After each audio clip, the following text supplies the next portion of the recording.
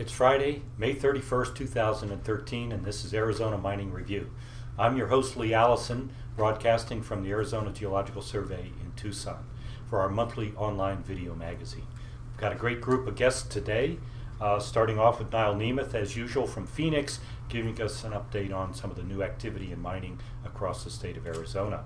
We've got us joining in the studio today, Jerry Aiken and Monte from Passport Potash, who are going to give us an update on activities for potash exploration and development in the Holbrook Basin. Joe Bardswich from Northern Vertex will give us some news about a major gold mine that's getting ready for production in western Arizona. And we're going to wrap up with two of our own in-house, Patten and Christy Caudill from ACGS. Will be talking about the National Geothermal Data System and the kind of data that we're putting into that will be used for mineral exploration in Arizona.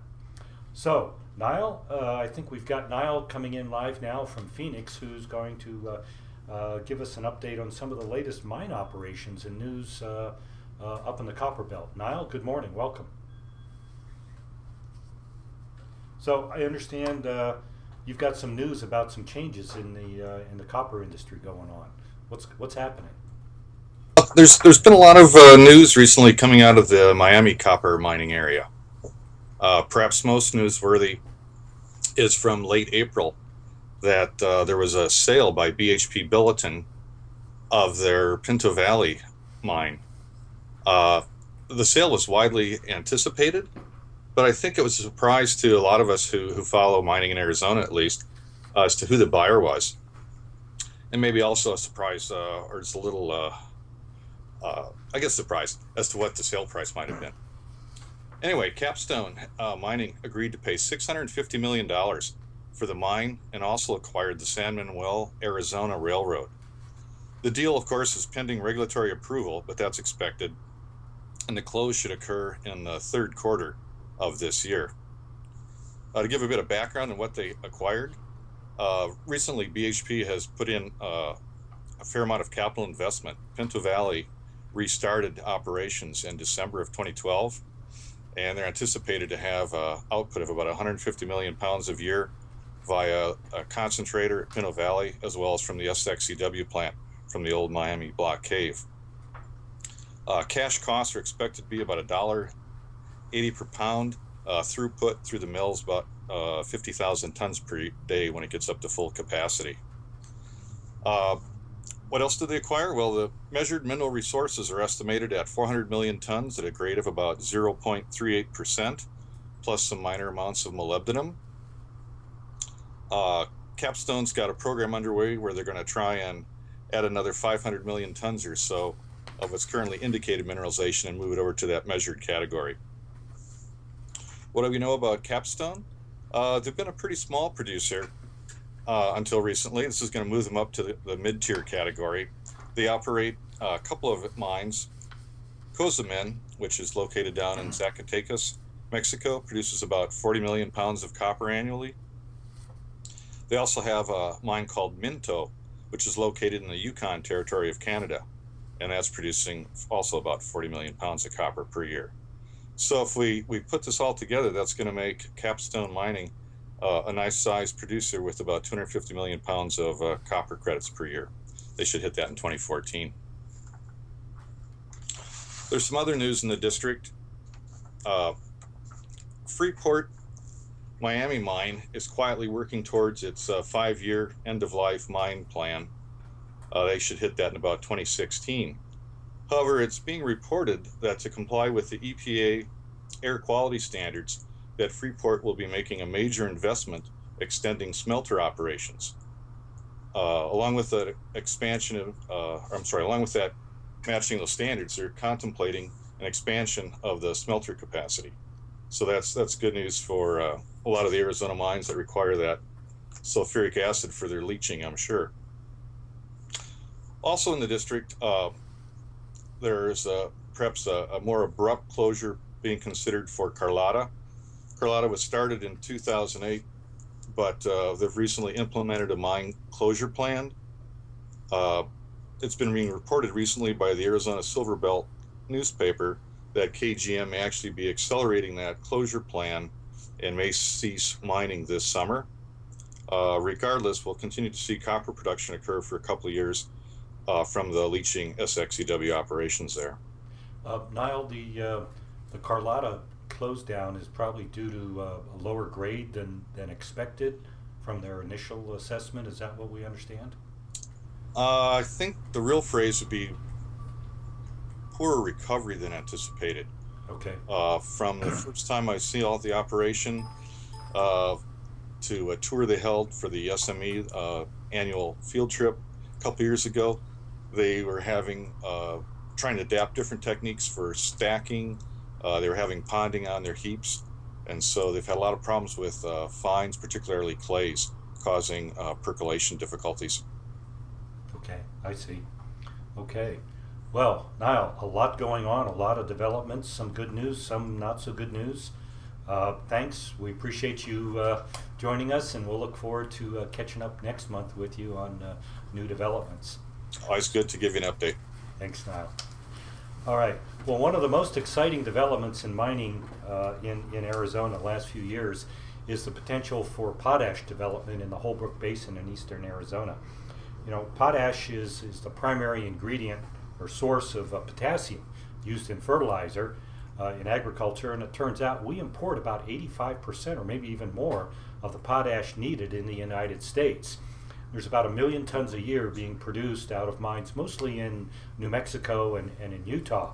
But in the last few years, companies have discovered that there's a huge resource in the Holbrook Basin. And joining us today to talk about that are Jerry Aiken, geologist and board member with Passport Potash, and his associate Matt Monte, a staff geologist. So guys, welcome to the show. Glad you're here. Thank you. Glad to be here. So, Jerry, you've been in the mining business a long time. You've been based here in Arizona a long time. What's your background before you joined Passport? Well, I've been in the mining business a little over 40 years, and almost all of it in the exploration business. And I started with the Sarco in the Northwest in the exploration, and came to Tucson with Borax Rio Tinto in '76, and was a part of their exploration staff for 30 years. Since then, I've done a variety of consulting, and I was asked to join the board of Passport on last January in 2012. Okay. And Matt, how long have you been with Passport? What's your background? I started with the company in 2011. Okay. So roughly when the drilling really kicked off. I'm a recent graduate, a 2011 graduate of ASU in geology. Okay. Prior to that, I had a business degree and worked in the business world, but decided to make a switch and get some field work. So enjoying this a lot more. Okay, excellent. Well, could you guys give us a little bit of an overview of the potash deposit in the Holbrook Basin and where Passport fits in this, and then I'm going to ask you some more questions about some of the geology, some of the updates you found, and what's going on with the company. So I think you've brought a couple of slides with you, and we should go to our overview slide, I guess, just to show people what the general lay of the land. It's up on the Colorado Plateau. Okay. Basically unpopulated, and yet very close to infrastructure. And I think now if we go to the land slide. So you made a point there, close to the infrastructure, and what I've been hearing is that the cost of building that infrastructure in some of the green fields that people are talking about around the world could be hundreds of millions of dollars. And so by having the highways, the railroad, the city, community college, things like that, it's making a huge impact on the bottom line of developing this resource. That's right, and in a lot of the world green fields, which there are a number, they have to not only build the mine, they have to build towns and rail, and for instance, the Rio Colorado in Argentina, South America, they have to build 400 kilometers of rail and a port facility before they ever get started, and that's why Valet is backed out. But I'm not here to dwell on that. Right. Our infrastructure. This is a map of our land holdings within the basin, and those are in the green. The dark green. The dark green. The light green is the well, it used to be the national monument. That's how far I date back, but it's now a national park, and we don't really see that as an issue at this time.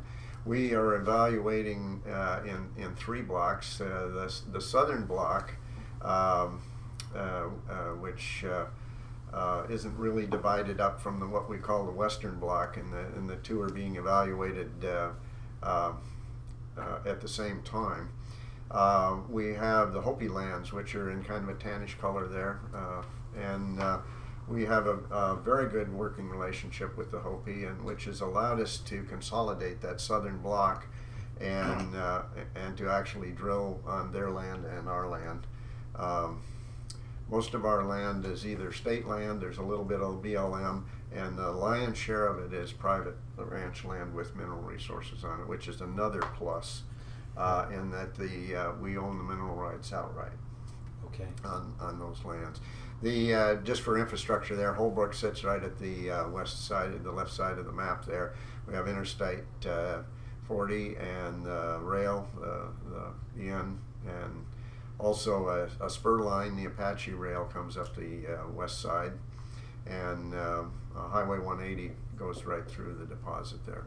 Now, you've been drilling for the last few years, and what's your results? What do you think about the deposit at this point? Well, at this point, we've come up to PEA and PEA level, and we've drilled. And for those of our viewers who don't know what preliminary economic assessment, okay, which is gets things in the ballpark of about 35% plus or minus confidence levels, and we're looking forward to going to PFS, FS, and that's in the future. Those are bigger hills to climb yet. We've drilled 60 holes, 14 of them rotary, 45 core, which are the key, and 1 RMT hole, which is for tech work, which it was just drilled and that hasn't been done yet. The average depth to the top of the deposit is about 350 meters, 1,150 feet, and which is also a plus compared to the Canadian deposits, which are about 1,000 meters plus. So, in CapEx, that makes a huge difference. We've come up with a little over 1 million tons of mineralized rock, of which a billion tons. 1.1 billion tons of mineralized. So, thank you. Of which 34 million is measured, and 363 is indicated, and we have inferred of around 790, and those have to do with the drill spacing, and of course we have drilling in front of us to bring a lot of that inferred into the indicated and measured, which is all we can use when we get to the preliminary feasibility and feasibility studies. You can't use inferred to count. Okay, so what are the next steps? What's the timeline here over the next few years here? We are trying to ramp up to preliminary feasibility within the next couple of months. Okay. And we hope that will go. That will take about a year. And somewhere in there's an overlap of which feasibility, bankable feasibility will come in there. And the timing on that and the startup, that's all in the future yet. So I can't really comment on that timing. Okay. So we keep getting inquiries from people, particularly in that part of the state, saying, "Hey, when are things going to be in production? When can I get a job? When's it going to turn the economy around?" So, is there any timeline? If everything went just the way you'd want it, what might be the earliest you could see either construction starting or a mine actually in operation? Well, I think we're looking at 16 to 17, but with the market and such, that could get pushed out a little bit, but that's really an estimate. I mean, there's a lot of things yet to be done. Understand. I mean, we had wanted it a little bit sooner, but I don't think we can get over all of the humps yet. Okay. All right. Great, guys. Thanks very much. This is an exciting project. We're looking forward to seeing the progress, and hope we can get you back and give us updates. And good luck with everything. Okay. All right. Thank you. Thank you, Lee. All right. So. We're going to turn now to David Newlin in the Holbrook Basin, who's going to talk a little bit about, excuse me, the impacts of potash mining in the area. Turns out we've lost the video from David, so we're just going to have audio coming in from David. But David's the business manager and watershed project director for the Little Colorado River Plateau RC&D. I think I've got that correct. So he's joining us by phone from Holbrook. David, welcome to Arizona Mining Review. Well, since we lost the audio, I hope we've got the video. I hope we got the audio. I can hear you fine. So, and George is nodding. And I can sit here and I don't have to worry about the office mess. That's anyway, right. This is David Newlin. The RC&D in Holbrook is one of federally authorized nonprofit groups that works in rural areas as umbrella organizations for different natural resource and other development projects. We've been involved in the potash area through the public education and outreach. This is a huge project up in our part of the world because it's the first serious extraction project we've had up here. And of course, the rest of Arizona has a lot of extraction. I'm originally from San Manuel, and copper mines abound and all sorts of things. Holbrook is the center of this because we have a superb rail connection with the Santa Fe, and of course, as has been mentioned, with the Apache Railway going south, but in addition, a very little known coal spur that goes south to the Springerville and St. John's area, and two very large power plants owned by Salt River Project and Tucson Electric Power. In both of those lines, it's not too far to rail, and of course rail is the only way that bulk commodities, relatively low value like potash, can move. But it gives both of the firms in the area a tremendous advantage because the BNSF will go straight to the southern Texas ports, Houston, Galveston, Baytown, and straight to Long Beach, so they can export this commodity to the places in the world that really don't have a lot of potash. Well, David, let me interrupt for a second. If I recall, American West Potash has already signed a deal with the Chinese for a quarter of their potential production over the next decade. So what you're just describing is that we expect that potash would move by rail to the Long Beach port. Is that what you understand? Absolutely. Okay. And then bulk transport to the Far East and other places. Of course, as Passport and American West know, the market is volatile. It's a fun thing to sit and watch. We have on our board of directors a retired public finance gentleman that really knows how to do these things, and it's just fascinating to watch. Be that as it may, the direct impact up here is going to be tremendous. We live in a part of rural Arizona, northeastern Arizona, where the non-tribal population in our area is less than 50,000 people, in some places a lot less. But in the last 18 months, we have lost Catalyst pulp mill. You know, we used to have a thriving timber industry, but for a lot of reasons, that doesn't exist. That took away about 350 jobs. We lost one of the very few biomass power plants in the country because of the shutdown of the mill. We're in the middle of what is a huge restoration project on the 4 national forests up here that isn't moving very well, and as Passport and American West know, the financing to get some of these projects off the ground is a tough call. Be that as it may, we understand that American West is working diligently on their permits, and we're really excited to see Passport getting the state land department permits to drill. Right. The whole thing that's coming up here is probably 1,000 jobs permanent and probably double that at construction. Holbrook, for example, is 5,000 people, but we feel like we'll be kind of the hub, for lack of a better word, because of our rail connections, because of the Apache Railway, because of the yards we have here. We have 5 major highways that intersect right here, and it all kind of comes here. The impact on Navajo and Apache counties in the tax base will be huge. The American West Project's about an hour from Holbrook and an hour from a small county seat in Apache County, St. John's. We see that bringing back a lot of the old pioneer families and their younger families here that would like to live a rural, quiet, modest lifestyle instead of the big city. And we big city being 5,000 people. Big city being those people in the valley, and my mother was born in the second previous Good Samaritan Hospital a long time ago, so I'm 4th generation and remember it when you could get someplace easily. So the impact is just huge. We're already seeing that here. We're a tourist mecca because of the Petrified Forest National Park and being an Interstate 40. Had another fast food restaurant chain open, another big gas station chain.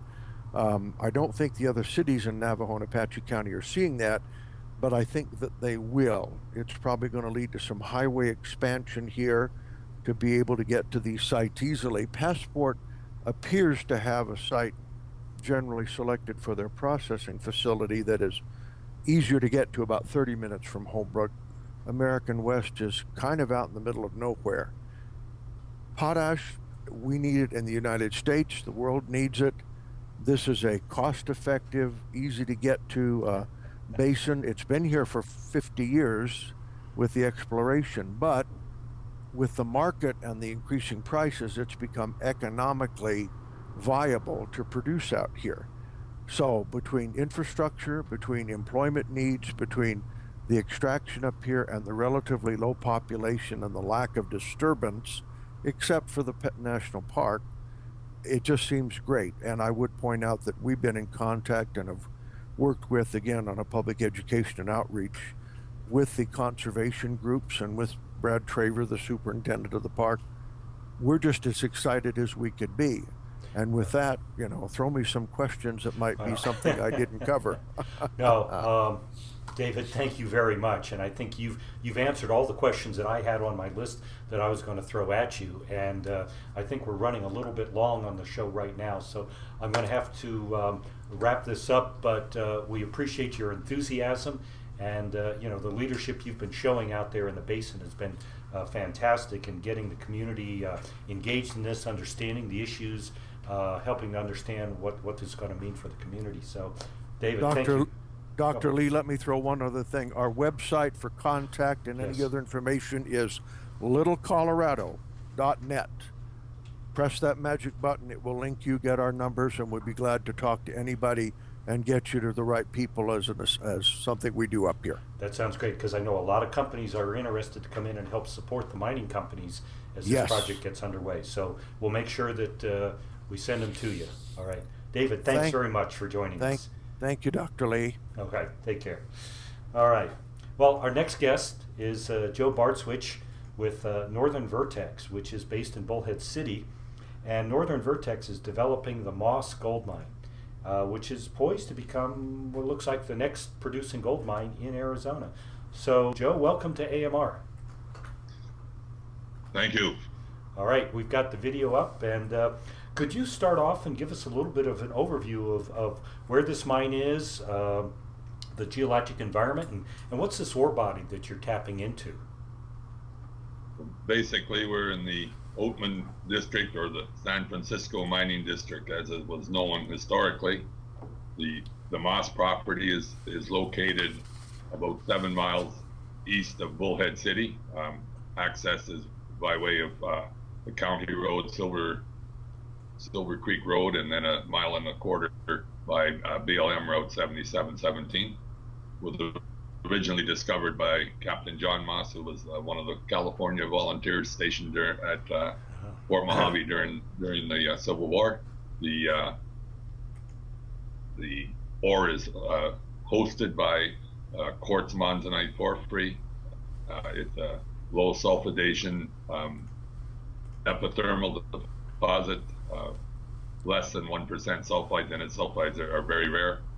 Lots of calcite. The ore itself, for the most part, is non-acid generating. It's basic as opposed to acidic. There's a silicified footwall that sort of defines there's a spine running for almost a mile that defines the ore body. It's striking a little bit north of west and is dipping to the south. No real high grade or very little high grade, but it's disseminated out in some cases more than 100 feet into the walls, and the assay contact on the contact on the hanging wall is an assay contact as opposed to a hard contact. On the footwall, it pretty well goes from quartz calcite vein to the quartz porphyry. Okay. How big a pot deposit is this? How rich is it? How long are you going to be able to produce out of it? We're looking. We're located on patented ground.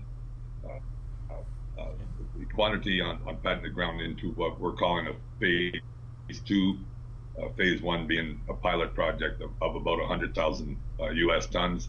Phase 2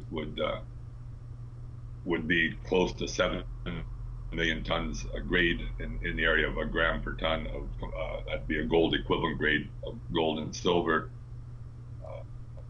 Open pit, and the pit being a long narrow trench as opposed to the typical open pits in Arizona.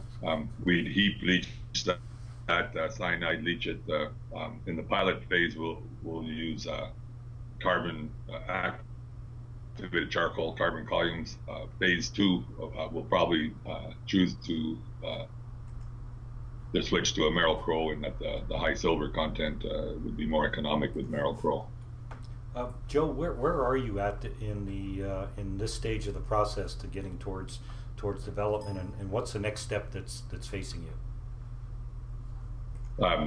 We have our mine reclamation permit for phase 1 is in hand. The aquifer protection permit has been judged technically complete. We're out into the public comment period. We've put up the financial assurance for both of those permits, and we've started the excavation for the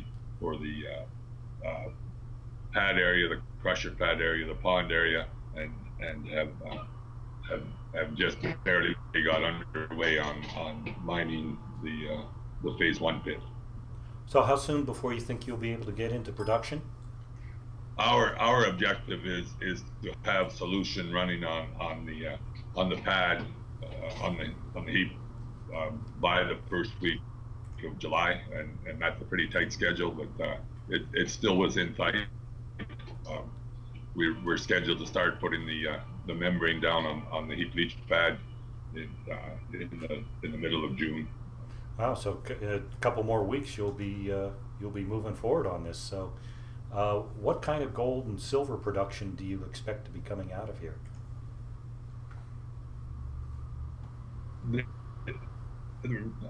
When we get into phase 2, that'll be about 5,000 grams gold equivalent per day, and that 5,000 grams is going to translate into about 150 ounces per day. Projected life of phase 2 is 4 years. Beyond that, there's more drilling to be done. More mine planning to be done, more permitting to be done. Well, and I've seen some numbers, I think, coming out of your NI 43-101 report that suggests you can produce this at a fairly low cost compared to a lot of other operations. So this drop in gold price that we've seen on the global market over the past few months, that doesn't look like it's going to be a problem for you, is it? It's not going to stop us from going into production, in that we've got good margins in there. The internal rate of returns on some of those studies were in the area of 100%. However, the higher the gold price, the better things are for the shareholders, and sure. but we're not on the verge. Okay, all right. Well, how many jobs are you going to be producing out there? What kind of impact do you expect on the local economy?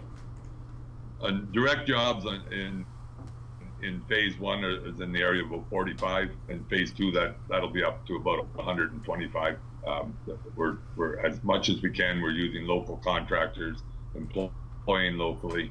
Some of the technical personnel we brought in from other locations, etc. And but the philosophy is to support the local economy as much as we can. Golden Vertex is a wholly owned subsidiary of Northern Vertex, and the head office of Golden Vertex is right here in Bullhead City. Oh, great. And okay. We believe in supporting the local community. Okay. Well, I can say that after 50 or 60 years now, you're finally carrying out the vision that Captain Moss in his initial discovery. So I want to offer you a lot of congratulations, and we're going to be looking forward to seeing gold and silver production coming up starting this July. So best wishes, and thanks for joining us today. Thank you very much. Appreciate it. Okay. Well, we're going to wrap up today with some of our in-house talent here. Joining us are Kim Patten and Christy Caudill from our project to build the National Geothermal Data System. Kim is our project manager. Christy is a geologist who's working to get the data online from all of the various contributors. So thanks for both of you joining us today. Yeah, thanks for having us on the Arizona Mining Review. All right, so what is the National Geothermal Data System? Well, the National Geothermal Data System is a Department of Energy funded project, and it's really designed to give geothermal exploration companies all of the resources at their fingertips to help mitigate the risk and uncertainty that's currently associated with geothermal exploration. And the thing that's really unique about the Geothermal Data System is that it is a distributed system. So it's not a centralized database, so we're not collecting all of that information, but it's really out there with the folks that are actually producing the data, and they're maintaining it, they're housing it, and linking it in through a catalog system and a search system. Okay, so why here in Arizona? Why is the Arizona Survey? Why here in Arizona? Yes, doing this? The Arizona Geological Survey is really well known for its geoinformatics section and staff, and we've developed the U.S. Geoscience Information Network in association with the American Association of State Geologists, or excuse me, the Association of American State Geologists, and the U.S. Geological Survey. That was a National Science Foundation funded project that started in 2007 to kick off interoperable, online, open source based distributed network for sharing geoscience data. And because of that, we are hosting the National Geothermal Data System. Okay, so what's the status of the system today? Can I go online and find data from all 50 states, from geothermal centers? Absolutely.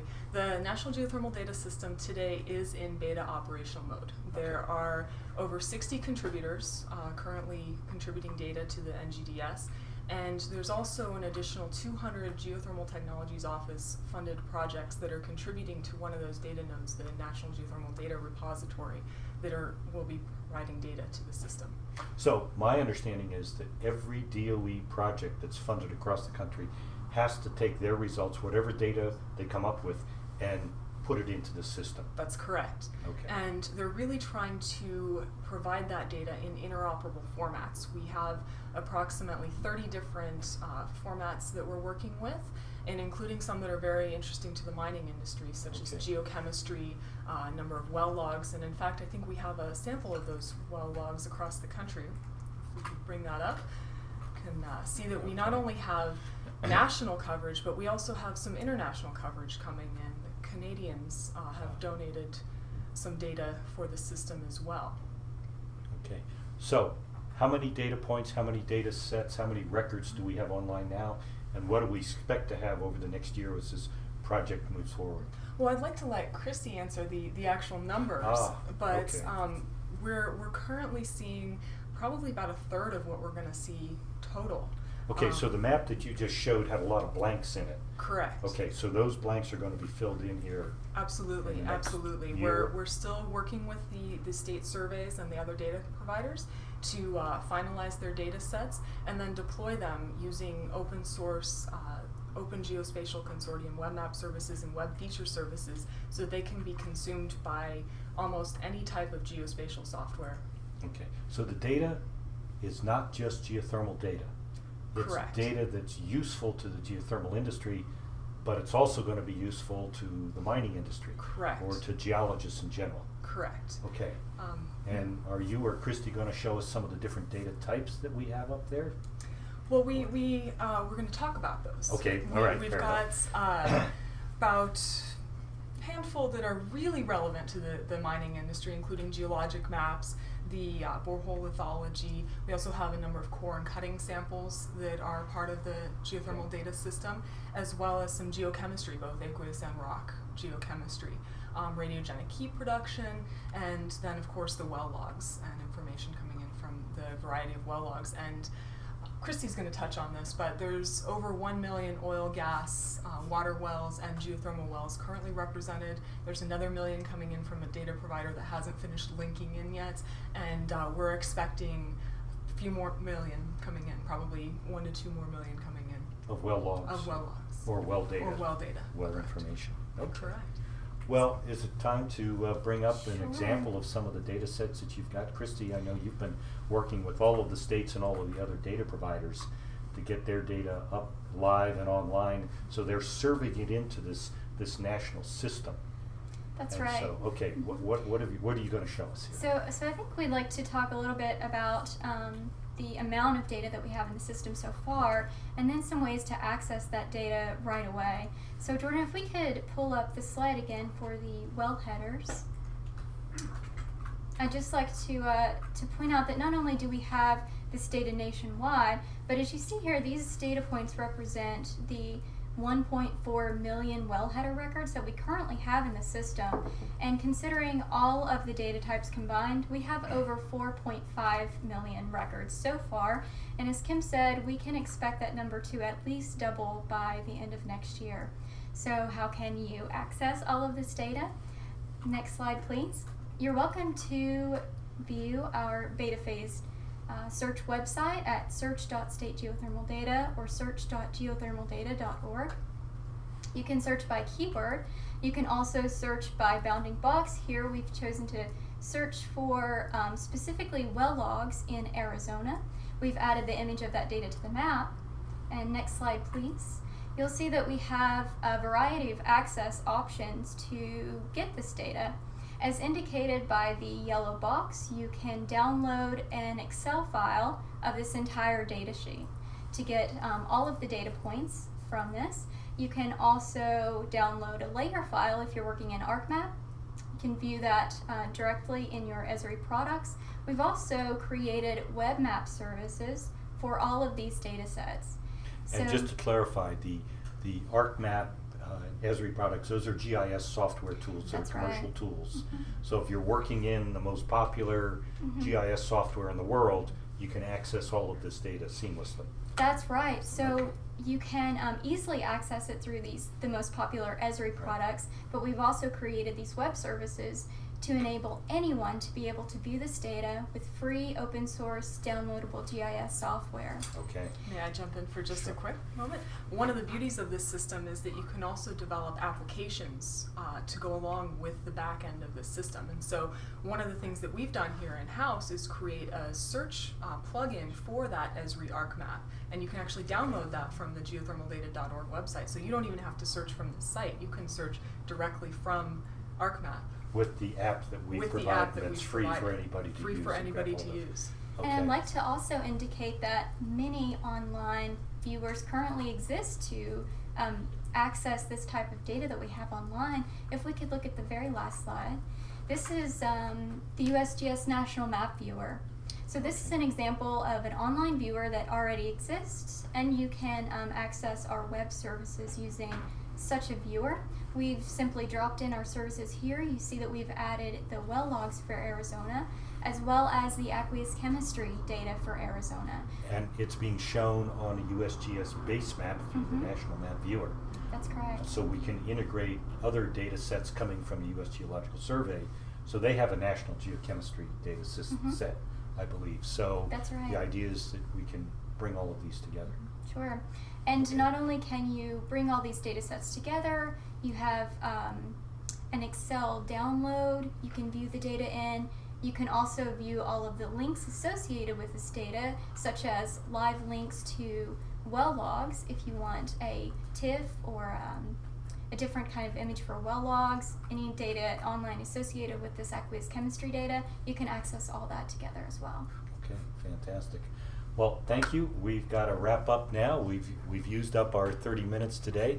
Thanks for coming in. Exciting. We're looking forward to getting the other 2/3 of the data that you say are still coming in out there, and I think the industry here in Arizona is really going to find this useful. So, all right. Well, that wraps up our episode this month on Arizona Mining Review. I want to thank all of you for joining us.